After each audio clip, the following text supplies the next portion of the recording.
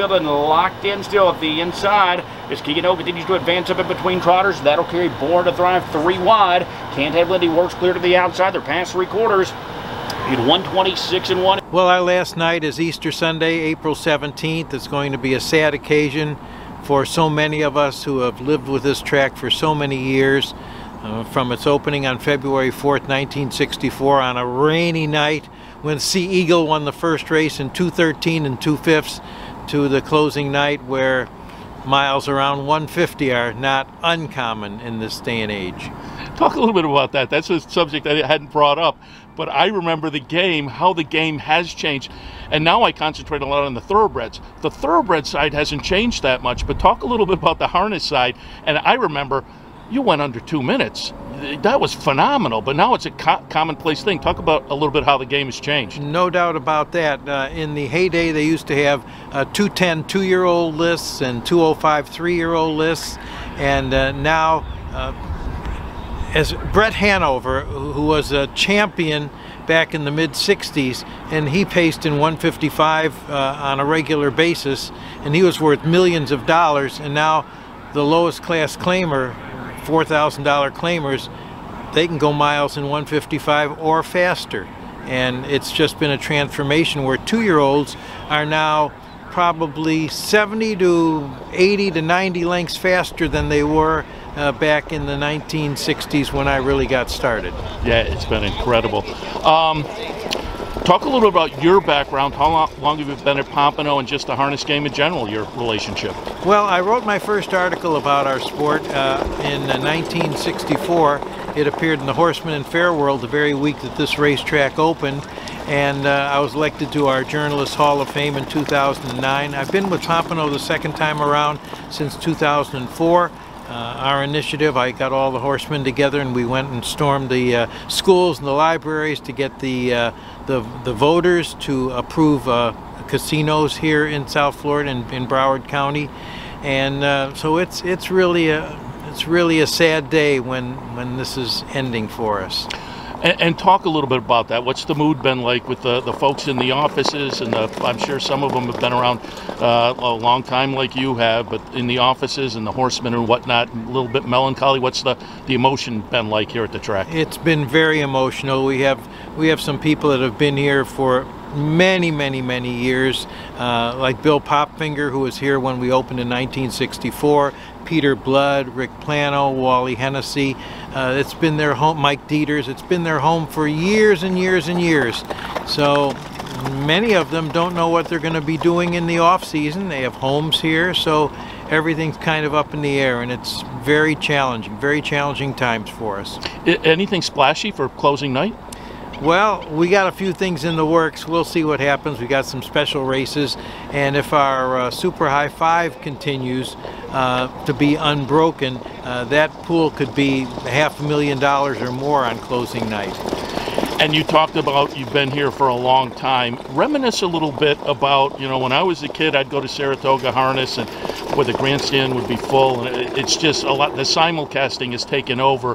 That allows people to bet from around the country, but it allows people to bet from home. So the game has changed. But just reminisce a little bit about this decades ago and what it was like on a big night in the winter at Pompano. Well, at the Top of the Park restaurant, you could not get a seat. We had 400 people there every single night, with people waiting for tables, and we had great crowds in here. On occasion we get 9,000 or 10,000 people here. On December 27th, 1980, Niatros was here, and we drew 18,000 some odd people, and 5,000 were turned away, and you couldn't get a parking place or anything. That was in the heydays. Then we had Breeders' Crowns, and we had Isle of Capri Paces and things like that, worth a lot of money.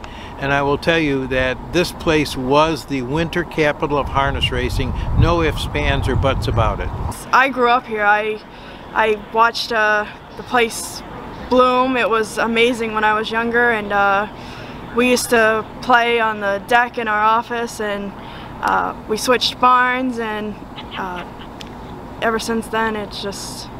So I'm assuming it's a family, but Oh yes, my parents have horses, and yeah, we don't know where we're going to go after this. It really is tough. I'd be lying. I think anyone out there would respect that, it is very tough. It's, it was a little bit of an inevitable. We all knew it was coming. In fact, I really didn't know much about the uncertainty of the place until I arrived at the property. You know, I found out that we've been on our last year for about 10 or 12 years before I got here. So, and then I've been here 9. So it's one of those things we knew was coming. You know, this property's worth just a fortune.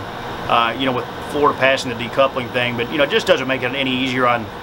You know, many people have a much more extensive history here than myself, and it's just, you know, it's sad. It really is sad that you know, obviously, you know, Pompano's Florida's only harness track. You know, the industry in Florida really thrives off this facility. So, you know, it's life-changing for a lot of people that have built their lives and their families. And you know, when we first started this season, it was great that we did get one more sort of curtain call based on, you know, sort of the wagering success I think we had last year there. We had a record season handle-wise. It was great to have, and it's been great to go through. I wouldn't have wanted it any other way. However, you know, the downside of that is over the course of the last, you know, few weeks, you know, we're down into almost single digits now on days remaining. You know, really hits home, becomes more real. You know, every night that we're at the facility that we're, you know, winding down our time to enjoy it. So it has been very tough. Not only the people that race here, people that work here, and even our horse players. You know, I pass people in the grandstand every night, and I mean, you know, it's been a sad run because, you know, it's people already near tears. So I know that last night's going to be tough on a lot of us.